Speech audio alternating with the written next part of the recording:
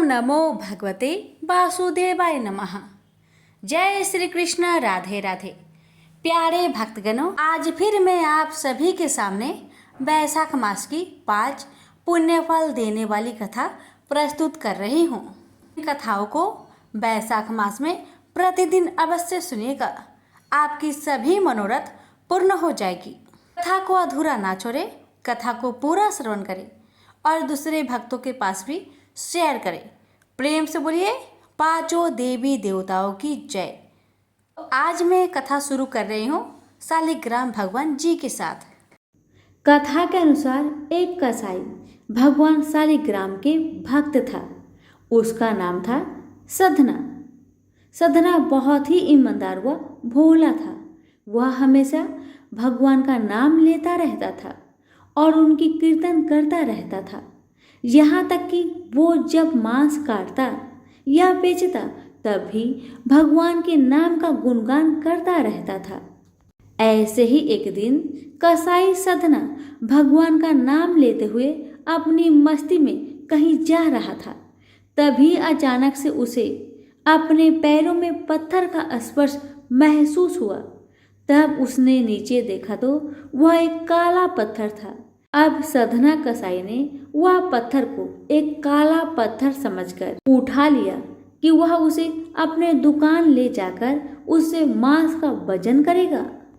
अगले दिन से ही कसाई उस पत्थर से मांस तौलने लगा। जो भी आता वह उसी पत्थर से मांस तौल कर देता। यह कोई मामूली पत्थर नहीं था। इस पत्थर की खास बात यह थी कि वह जितना भी वजन करना चाहता था वह काला पत्थर उतना ही वजन का हो जाता था। समय के साथ साथ उस काले पत्थर की लोकप्रियता धीरे धीरे पूरे गांव में फैलने लगी। जब भी सधना को मांस तोलना होता वह पत्थर उतने ही वजन का हो जाता है।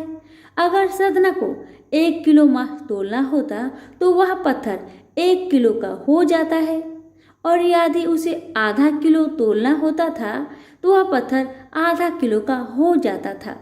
इस असाधारण पत्थर को देखने के लिए दूर दूर से लोग आने लगे और सधना की दुकान पर भीड़ बढ़ने लगी। भीड़ बढ़ने की वजह से कसाई सधना की मांस की बिक्री भी बढ़ गई। फिर एक दिन धीरे धीरे ये बात एक ज्ञानी ब्राह्मण के पास पहुंची, लेकिन ब्राह्मण ऐसी जगह पर जाना तो नहीं चाहता था जहां मांस की बिक्री होती हो, लेकिन उस चमत्कारी और असाधारण पत्थर को देखने की जिज्ञासा ने उसको वहां तक लेकर चली गई। वहां पर पहुंचकर ब्राह्मण दूर से ही सधना कसाई को उस पत्थर से मांस तोलते हुए देख रहा था और उसने देखा कि किस प्रकार से वह पत्थर आवश्यकता के अनुसार अपना वजन परिवर्तित कर लेता था। यह देखकर ब्राह्मण एकदम आश्चर्यचकित हुआ। यह देख ब्राह्मण सधना कसाई के पास गया तो सधना ब्राह्मण को देखकर बहुत आश्चर्यचकित हुआ और साथ ही साथ सधना बहुत प्रसन्न भी हुआ। फिर सधना ने ब्राह्मण का नर्म भाव से स्वागत किया और ब्राह्मण को बैठने के लिए कहा। फिर सधना ने उस ब्राह्मण से उसके दुकान पर आने का कारण पूछा तो ब्राह्मण ने बताया कि वह उस काले पत्थर को देखने आया है। ब्राह्मण ने बताया कि वह कोई मामूली पत्थर नहीं है, वह भगवान शालिग्राम जी है। ब्राह्मण क्रोधित होकर कहते हैं कि भगवान शालिग्राम जी को मांस के साथ रखना बहुत बड़ा पाप है। सधना बहुत ही सरल और भोले स्वभाव का इंसान था और यह सुनकर उसको लगा कि वो अनजाने में बहुत बड़ी गलती कर रहा था। सधना ने ब्राह्मण से क्षमा मांगते हुए कहा कि वह तो ब्राह्मण है, वह शालिग्राम जी को अपने साथ लेकर जाए और उनकी पूजा अर्चना करे। यह कहकर सधना ने उस पत्थर को उस ज्ञानी ब्राह्मण को दे दिया। वह ब्राह्मण शालिग्राम जी को बड़े आदर सम्मान से अपने घर ले आया और वहां पर भगवान शालिग्राम जी को स्नान कराया और बड़ी भक्ति भाव से उनकी पूजा पाठ शुरू कर दिया। ऐसे ही कुछ दिन बीत गए। एक दिन रात को ब्राह्मण के स्वप्न में भगवान शालिग्राम जी आए और उन्होंने ब्राह्मण से कहा कि वह उसके सेवा भाव से बहुत प्रसन्न हुए हैं, लेकिन तुम मुझे उस कसाई साधना के पास वापस छोड़ आओ। भगवान शालिग्राम कहते हैं कि साधना हमेशा मेरा नाम का गुणगान करता है, जो कि मुझे बहुत अच्छा लगता है, और मेरे भक्त के लिए मैं कहीं भी रहने को तैयार हूँ। आज साधना कसाई के भक्ति भाव से प्रसन्न होकर साक्षात भगवान शालिग्राम ने साधना के साथ रहने की इच्छा व्यक्त करी। अगली ही सुबह ब्राह्मण भगवान शालिग्राम जी को अपने साथ लेकर उस कसाई साधना के दुकान पर गया और उन्होंने साधना को पूरी बात बताई और भगवान शालिग्राम जी को साधना को सौंप देता है। यह सब सुनकर साधना बहुत प्रसन्न होता है और मन ही मन में वचन लेता है कि वह अब से मांस नहीं बेचेगा। वह अपना अधिक से अधिक समय भगवान के नाम लेने और कीर्तन करने में गुजारेगा। तो प्रेम से बोलिए शालिग्राम भगवान की जय। पौराणिक कथा के अनुसार एक नगर में सेठ सेठानी रहते थे। सेठानी रोजाना भगवान श्री हरि की पूजा भक्ति भाव से किया करती, लेकिन सेठानी का पूजा करना उसके पति को बिल्कुल पसंद नहीं था। इस कारण एक दिन सेठ ने उसे घर से निकाल दिया। सेठानी घर से निकलकर जंगल की ओर चल दी। रास्ते में सेठानी ने देखा कि जंगल में 4 आदमी मिट्टी खोद रहे हैं। ये देखकर सेठानी ने उनसे बोला कि आप लोग मुझे किसी काम पर रख लो। सेठानी के कहने पर उन्होंने सेठानी को नौकरी पर रख लिया, लेकिन सेठानी बहुत कोमल थी, इस वजह से उसके हाथ पर छाले पड़ गए। यह देख चारों आदमी ने सेठानी से काम छोड़ने की बात कही। उन्होंने कहा कि इसकी जगह तुम हमारे घर का काम कर दो। सेठानी के मान जाने पर वे उसे अपने घर ले गए। वहां वे चारों आदमी 4 मुट्ठी चावल लाते और उसे बांटकर खा लेते। ये देख सेठानी को बहुत बुरा लगता। इसे देख सेठानी ने उन चारों आदमी को 8 मुट्ठी चावल लाने को कहा। सेठानी की बात मानकर चारों आदमी 8 मुट्ठी चावल लाए। इन चावल का सेठानी ने भोजन बनाया और भगवान विष्णु को भोग लगाकर सभी आदमियों को परोस दिया। इस बार चारों आदमियों को भोजन बहुत ही स्वादिष्ट लगा और सेठानी से खाने की तारीफ करते हुए इसका राज पूछा। तो सेठानी ने कहा कि ये भोजन भगवान विष्णु का जूठा है, इसी वजह से ये बहुत स्वादिष्ट लग रहा है। उधर सेठानी के जाने के बाद सेठ भूखा रहने लगा। आसपास के लोग उसे ताने मारने लगे कि ये पत्नी के वजह से ही खा रहा था। लोगों की बातें सुनकर सेठ सेठानी को जंगल में देखने निकल गया। रास्ते में उसे वही 4 आदमी मिट्टी खोदते हुए दिखाई दिए। सेठ ने उन्हें कहा, तुम मुझे काम पर रख लो। तब चारों आदमी ने उसे भी काम पर रख लिया, लेकिन सेठानी की तरह मिट्टी खोदने से सेठ के हाथों में छाले पड़ गए। ये देखकर उन्होंने सेठ को भी घर का काम करने की सलाह दी।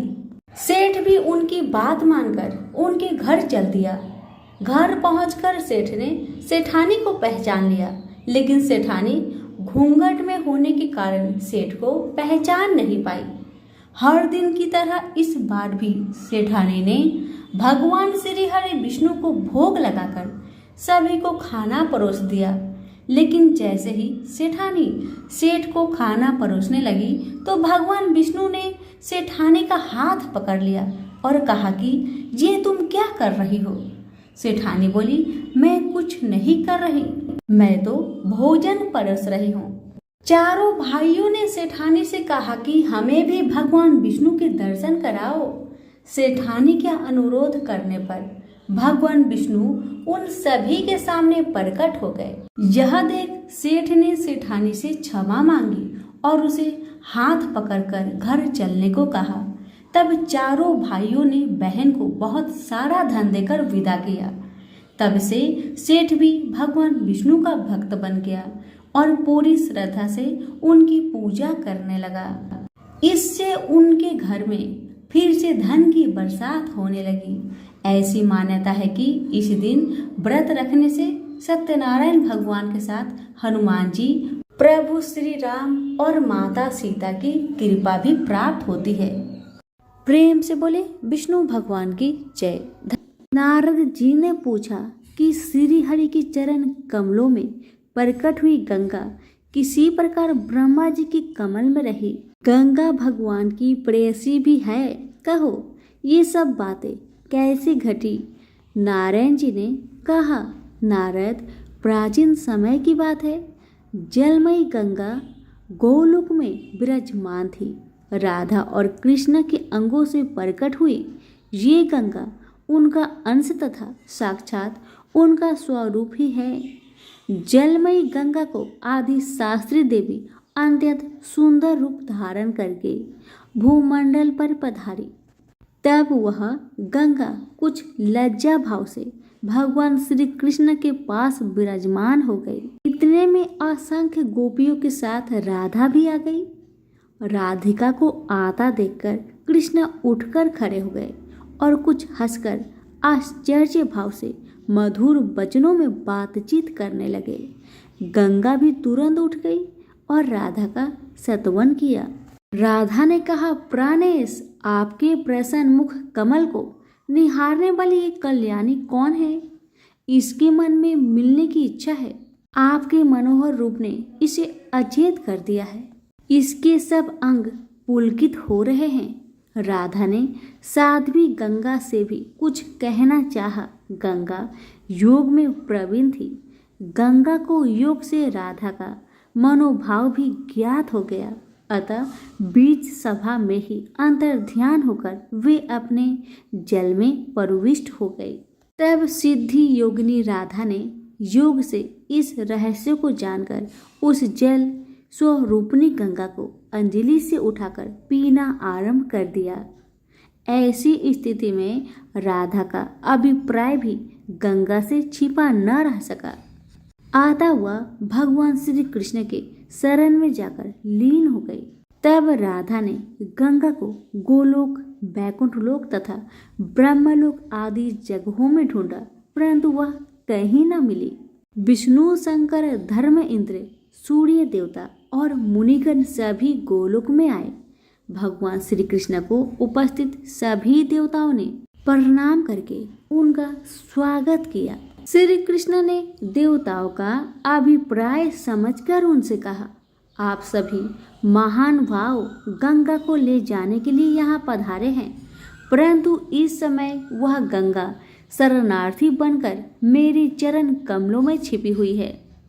मैं आप लोग को उसे सहर्ष सौंप दूंगा, लेकिन आप पहले उसे निर्भय कर दे, क्योंकि राधा उसे पी जाने के लिए उद्धत थी। फिर तो वे सब देवता भगवती राधा को प्रसन्न करने में लग गए।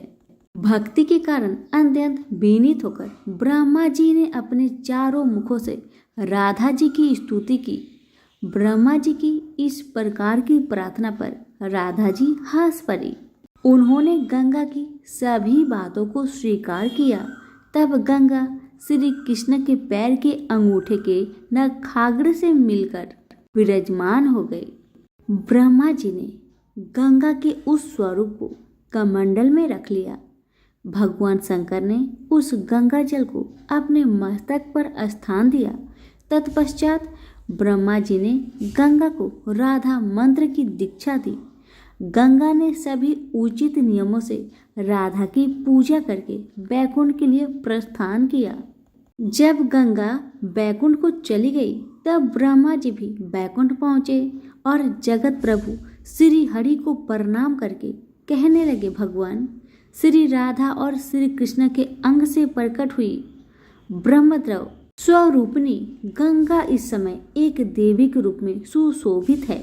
प्रभु, आपसे मेरी प्रार्थना है कि आप सूर्येश्वरी गंगा को अपनी पत्नी बना लीजिए। सभी पुरुष प्रकृति से उत्पन्न हुए हैं और स्त्रियां भी उसकी कला है। केवल आप भगवान विष्णु ही प्रकृति से सारे निर्गुण ब्रह्म है। परिपूर्णतम श्री कृष्ण स्वयं दो भागों में विभक्त हुए। आधे से तो दो भुजाएरी श्री कृष्ण बने रहे और उनका आधा अंग आप चतुर्भुज श्री हरि के रूप में प्रकट हो गया। इसी प्रकार श्री कृष्ण के वाम अंग से उत्पन्न हुई राधा भी दो रूपों में परिणत हुई। दाहिने अंश से वे स्वयं रही और बाएं अंश से लक्ष्मी प्रकट हुई। अतः ये गंगा आपको ही वरण करना चाहती है, क्योंकि आपके महाभाग ब्रह्मा ने गंगा को भगवान श्री विष्णु के पास बैठा दिया। फिर स्वयं श्री हरि ने विवाह के नियम अनुसार गंगा को ग्रहण कर लिया और वे उसके प्रियतम पति बन गए। सभी प्रेम से बोलिए लक्ष्मी नारायण की जय हो, गंगा मैया की जय हो। बात भगवान राम के जन्म से पहले की है, जब भील आदिवासी कबीले के मुखिया अज के घर बेटी पैदा हुई थी। उसका एक नाम ब्रह्मणा और दूसरा का नाम सबरी रखा गया। सबरी की माँ इंदुमती उसे खूब प्यार करती थी। बचपन से ही सबरी पशु पंछियों की भाषा समझकर उनसे बातें करती और जब सबरी की माँ उसे देखती तो कुछ समझ नहीं पाती थी। कुछ समय बाद एक पंडित ने सबरी के परिवार को बताया कि वो आगे चलकर सन्यासी बन सकती है। इस बात का पता चलते ही सबरी के पिता ने उसका रिश्ता तय कर दिया। जैसे ही शादी का दिन नजदीक आया, सबरी के घर वालों ने खूब सारी बकरियां और अन्य जानवर घर के पास लाकर बांध दिए। एक दिन सबरी की माँ जब उसके बाल बना रही थी तो उसने माँ से पूछा, इतने सारे जानवर हमारे घर क्यों लाए गए हैं? माँ ने जवाब दिया, बेटी तुम्हारा विवाह होने वाला है, इसलिए हम लोगों ने इनका इंतजाम बलि के लिए किया है। तुम्हारी शादी के दिन बलि प्रथा होगी और फिर इनसे स्वादिष्ट भोजन बनाकर सबको परोसा जाएगा। ये सब सुनकर सबरी दुखी हो गई। काफी देर तक सबरी ने उन जानवरों को आजाद करने के बारे में सोचा। सोचते सोचते सबरी के मन में हुआ कि अगर ये जानवर यहाँ नहीं होंगे तो इनकी बलि रुक सकती है। ऐसा नहीं हुआ तो मेरे घर से कहीं चले जाने पर ही यह बलि रुकेगी। जब मैं ही नहीं रहूंगी तब न विवाह होगा और न ये बलि प्रथा। इससे मासूम जानवर बच जाएंगे। इसी सोच के साथ जानवरों को रखी गई जगह पर सबरी पहुंची। उसने सोचा कि उन्हें खोल देती हूँ, लेकिन वो ऐसा नहीं कर पाई। उसके बाद सबरी जंगल की तरफ भागने लगी। भागते भागते सबरी ऋषिमुख पर्वत पर पहुंच गई। वहां करीब 10,000 ऋषि रहा करते थे। सबरी को लगा कि वो इसी जंगल में किसी तरह ऋषि मुनियों की सेवा करके अपना जीवन जी लेगी। वो चुपचाप उसी जंगल में एक हिस्से में किसी तरह से रहने लगी। सबरी रोजाना ऋषि मुनियों की झोपड़ी के आगे झाड़ू लगाती और हवन के लिए लकड़ियां भी लाकर रख देती। ऋषि मुनियों को समझ नहीं आ रहा था कि जंगल में उनके काम अपने आप कैसे हो रहे हैं। एक दिन सबरी को किसी ऋषि ने देख लिया। उसे देखते ही उसका परिचय पूछा। जैसे ही सबरी ने बताया कि वो भील आदिवासी परिवार से संबंध रखती है तो उसे ऋषियों ने खूब डांट लगाई। सबरी को इस बात का बिल्कुल भी पता नहीं था कि उसकी जाति छोटी है और उसे ऋषियों द्वारा जाति की वजह से अपमान सहन करना पड़ रहा है। इतना सब होने के बाद भी सबरी हर ऋषि मुनि के दरवाजे पर पहुंचती और उनके आंगन में झाड़ू लगाकर उनसे गुरु दीक्षा देने के लिए कहती। हर कोई सबरी को उसकी जाति की वजह से अपने आश्रम से भगा देता था। ऐसा होते होते काफी समय बीत गया। उसके बाद सबरी मतंग ऋषि की कुटिया में पहुंची। वहां पहुंचकर मतंग ऋषि को सबरी ने बताया कि वो उनसे गुरु दीक्षा लेना चाहती है। उन्होंने खुशी खुशी उसे अपने गुरुकुल में रहने दिया और भगवान से जुड़ा ज्ञान देते रहे। सबरी ने भी अपने गुरु मतंग ऋषि की सेवा करने में कोई कसर नहीं छोड़ी। वो गुरुकुल के भी सारे काम करती थी। सबरी से खुश होकर मतंग ऋषि ने उसे बेटी मान लिया था। समय के साथ मतंग ऋषि का शरीर बूढ़ा हो गया। उन्होंने एक दिन सबरी को अपने पास बुलाया और कहा, बेटी, मैं अपना देह त्यागना चाह रहा हूँ। बहुत साल हो गए इस शरीर में रहते रहते। सबरी ने दुखी मन से कहा, आपके ही सहारे मैं इस जंगल में रह पाई हूँ। आप ही चले जाएंगे तो मैं जी कर क्या करूँगी। आप अपने संग मुझे भी ले जाइए, मैं भी देह त्याग दूंगी। मतंग ऋषि ने जवाब दिया, बेटी, तुम्हें चिंता करने की जरूरत नहीं। राम तुम्हारी चिंता करेंगे और ध्यान भी रखेंगे। सबरी ने राम का नाम सुनते ही बाद में पूछा, वो कौन है और उन्हें मैं किस तरह से ढूंढूंगी। मतंग ऋषि ने बताया, राम कोई और नहीं, भगवान है। वे तुम्हारे सारे अच्छे कर्मों का फल देंगे। तुम्हें उन्हें ढूंढने की कोई जरूरत नहीं है। वो एक दिन खुद तुम्हें खोजते हुए इस कुटिया में आएंगे और तुम्हें उनके हाथों की मोक्ष मिलेगी। तब तक तुम इसी आश्रम में रहो। इतना कहते ही ऋषि मतंग ने अपना शरीर त्याग दिया। सबरी के मन में मतंग ऋषि के जाने के बाद से एक ही बात थी कि भगवान राम स्वयं उससे मिलने आएंगे। वो रोज भगवान राम से मिलने के लिए बाग में अच्छे अच्छे फूल लाकर पूरा आश्रम सजाती और भगवान के लिए बैर तोड़कर लाती। भगवान के लिए बैर चुनते हुए सबरी उन्हें चख लेती थी कि भगवान को वो सिर्फ मीठे बेर ही दे सके। रोजाना सबरी इसी तरह भगवान के दर्शन की आस में फूल और बैर इकट्ठा करती रही। इसी इंतजार में कई साल बीत गए। सबरी का शरीर एकदम वृद्ध हो गया। एक दिन आश्रम के पास के ही तालाब में सबरी पानी पीने के लिए गई।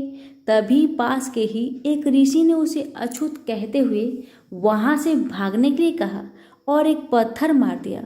वो पत्थर जब सबरी को लगा तो उसे चोट लगी और खून बहने लगा।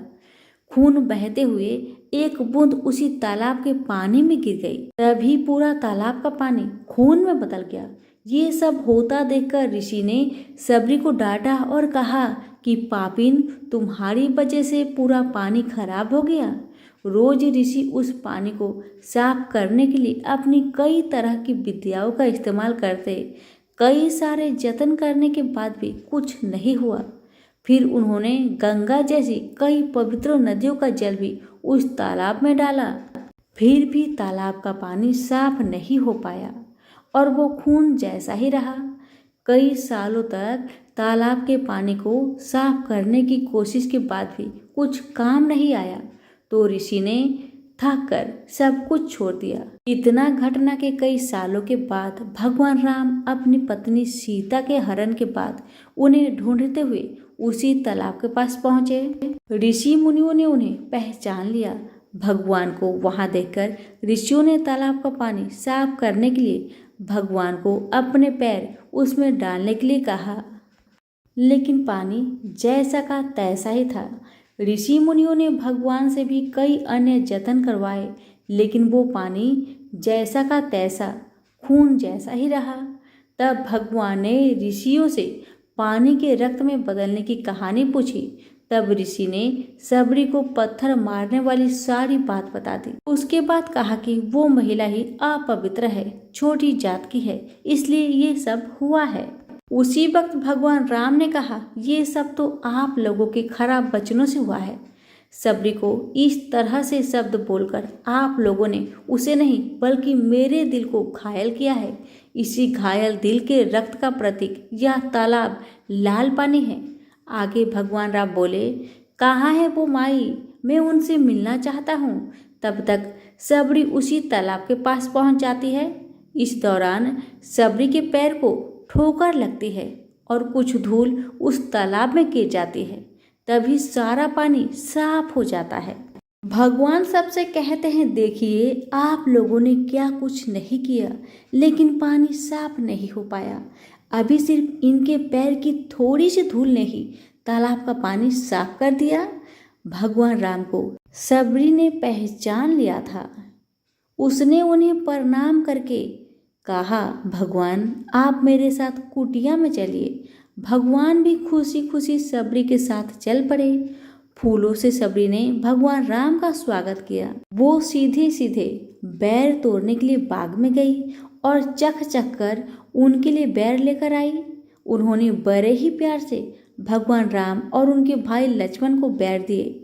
भगवान राम ने भी उतने ही प्यार से उन बैर को खाना शुरू किया। तभी बैर देखकर मुंह बनाते हुए लक्ष्मण ने कहा, भैया ये बैर जूठे हैं, इन्हें आप कैसे खा सकते हैं? भगवान ने जवाब दिया, लक्ष्मण ये जूठे नहीं बल्कि बहुत मीठे हैं। सबरी माई हम सबके लिए ये बहुत प्यार से तोड़ कर लाई है। इतना कहकर भगवान राम प्यार से उन बैर को खाने लगे। भगवान ने जाते हुए सबरी माई से कहा, आप मुझसे जो चाहे वर मांग सकती हो। सबरी ने कहा, मतंग ऋषि के कहने पर मैं आज तक सिर्फ आपके दर्शन के लिए जी रही थी। अब आप मुझे मोक्ष प्रदान कीजिए। मैं अपना शरीर आपके सामने ही त्यागूंगी। उसी वक्त सबरी ने अपना शरीर त्याग दिया। भगवान राम ने अपने हाथों से उनका अंतिम संस्कार किया और सीता माँ की खोज में आगे बढ़ गए। इस तरह से ऋषि मतंग की बात सच साबित हुई और सबरी को भगवान राम की दर्शन भी हुए। तभी से भगवान राम को सबरी के राम भी कहा जाने लगा। सबरी की कहानी से यही सीख मिलती है कि सच्ची श्रद्धा है तो भगवान के दर्शन जरूर होते हैं। सभी प्रेम से बोले, सिया रामचंद्र की जय। एक बार भगवान शिव भगवती पार्वती के साथ कैलाश के शिखर पर विहार कर रहे थे। उस समय पार्वती का सौंदर्य खिल रहा था।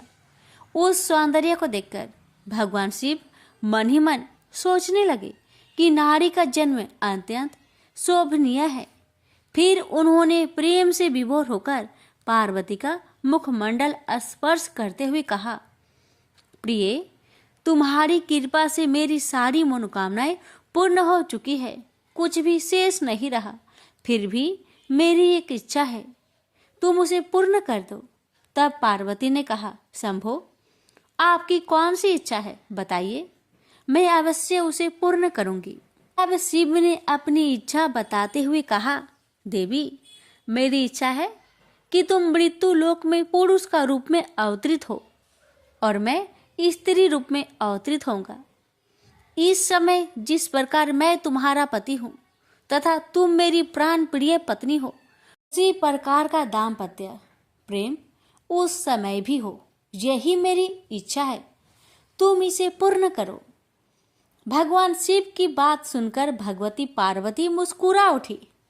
उन्होंने शिव को आश्वासन देते हुए कहा, प्रभु आपकी इच्छा को पूर्ण करने के लिए मैं अवश्य मृत्यु लोक में पुरुष रूप में अवतरित होंगी। आपकी प्रसन्नता के लिए मैं पृथ्वी पर वासुदेव के घर में पुरुष रूप में श्री कृष्ण होकर जन्म लूंगी। लेकिन महादेव आपको भी मेरी प्रसन्नता का ध्यान रखना होगा। भगवान शिव उत्साह पूर्वक बोले, देवी मैं तुम्हारी प्रसन्नता के लिए क्या करूं? आपको भी स्त्री रूप में अवतरित होना पड़ेगा। पार्वती ने भी अपनी इच्छा बताई। भगवान शिव अत्यंत प्रसन्न होकर बोले, शिवे तुम्हारी पुरुष रूप से श्री कृष्ण के रूप में अवतरित होने पर मैं भी स्वयं तुम्हारी प्राण सदृश वृषभानु की पुत्री राधा के रूप में प्रकट होकर तुम्हारे साथ विहार करूंगा।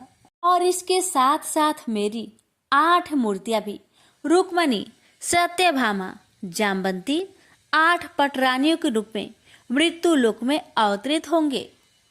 यह सुनकर भगवती पार्वती ने शिव से कहा, प्रभु तब आपकी मूर्तियों के साथ मैं ऐसा यथोचित विहार करूंगी जैसा ना तो किसी ने किया है और ना ही कहीं सुना गया है।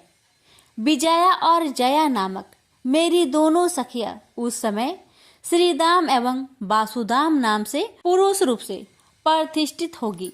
पूर्व काल में विष्णु जी के साथ मेरी प्रतिज्ञा हुई है, जिसके अनुसार वे उस समय जब मैं श्री कृष्ण होंगी वो मेरे बड़े भाई होंगे। वे महान बलशाली तथा आयुध धारण करने वाले बलराम के नाम से प्रसिद्ध होंगे। इस प्रकार मैं पृथ्वी पर अवतरित होंगी और देवताओं के कार्य संपन्न करूंगी तथा अंत में महान कीर्ति स्थापित करके पृथ्वी से वापस चली जाऊंगी। पूर्व काल में भगवती और विष्णु जी ने युद्ध में जिन राक्षसों का संहार किया था, वे द्वापर के अंत में बहुत से राजाओं के रूप में उत्पन्न हो गए। उनके भार को न सह सकने के कारण पृथ्वी गौरूप धारण कर समस्त देवताओं के साथ ब्रह्मा जी के पास गई। पृथ्वी को साथ लेकर ब्रह्मा जी कैलाश पर पहुंचे। वहां उन्होंने भगवती से राक्षसों का संहार करने का निवेदन किया। तब भगवती ने कहा, ब्राह्मण, मैं स्त्री स्वरूप में उन राजाओं का वध नहीं कर सकती, क्योंकि उन्होंने भक्ति पूर्वक मेरे स्त्री स्वरूप का ही आश्रय ग्रहण किया है। लेकिन हाँ, मेरी जो भद्रकाली मूर्ति है, वह वासुदेव के घर में पुरुष रूप में जन्म लेगी। वासुदेव की पत्नी देवकी के गर्भ से श्याम अवतार लेंगे। वे कंस आदि दुष्ट राजाओं का संहार करेंगे। भगवान विष्णु भी अपने अंश से उत्पन्न होकर महाबली अर्जुन के रूप में प्रसिद्ध होंगे। धर्मराज युधिष्ठिर होंगे। पवन देव भीमसेन तथा अश्वनी कुमारों के अंश से नकुल और सहदेव उत्पन्न होंगे। ये सब धर्मपरायण होंगे। दुष्ट दुर्योधन आदि का पांडवों से युद्ध होगा। मैं युद्ध में माया फैलाकर रणभूमि में उपस्थित होकर परस्पर मारने की इच्छा वाले उन दुष्ट राजाओं का संहार कर दूंगी। मेरी भक्ति में लीन रहने वाले पुण्य आत्मा तथा धर्मनिष्ठ पांडुपुत्र पांचों भाई बच जाएंगे। इस प्रकार मैं सभी पापी राजाओं का संहार कर डालूंगी। पृथ्वी को भार मुक्त कर पुनः यहाँ चली आऊंगी। हे जगतपते, मैं लोक कल्याण के लिए इस प्रकार का कार्य करूंगी। आप विष्णु जी के पास जाकर उनसे प्रार्थना कीजिए कि वे मानव देह धारण कर पांडु पत्नी के गर्भ से शीघ्र पृथ्वी पर अवतरित हो। भगवती के इस प्रकार कहने पर ब्रह्मा जी भगवान विष्णु के पास पहुंचे और उनसे पृथ्वी पर अवतरित होने के लिए प्रार्थना की। तब भगवान विष्णु ने उन्हें आश्वासन दिया कि मैं इंद्र देव के द्वारा कुंती के गर्भ से मानव रूप धारण कर अवतरित होऊंगा। इस प्रकार ब्रह्मा जी से प्रार्थना करने पर साक्षात भगवती देवताओं का कार्य सिद्ध करने के लिए अपने अंश से वासुदेव पुत्र श्री कृष्ण रूप में अवतरित हुई और भगवान विष्णु ने भी महान बल पराक्रम श्री बलराम तथा पांडु के दूसरे पुत्र अर्जुन इन दो रूपों में जन्म लिया। भगवान शिव भी पीछे नहीं रहे। उन्होंने श्री वृषभानु गोप के घर में अपनी लीला से स्त्री रूप से जन्म लिया और राधा नाम से विख्यात हुए। उन्होंने प्रतिदिन कृष्ण के पास जाकर प्रेम पूर्वक उन्हें अपनी गोद में बैठाकर अत्यंत आदर से उन्हें देखा करती। प्रेम से बोलिए उमापति शंकर भगवान की जय। जय श्री कृष्ण। राधे राधे।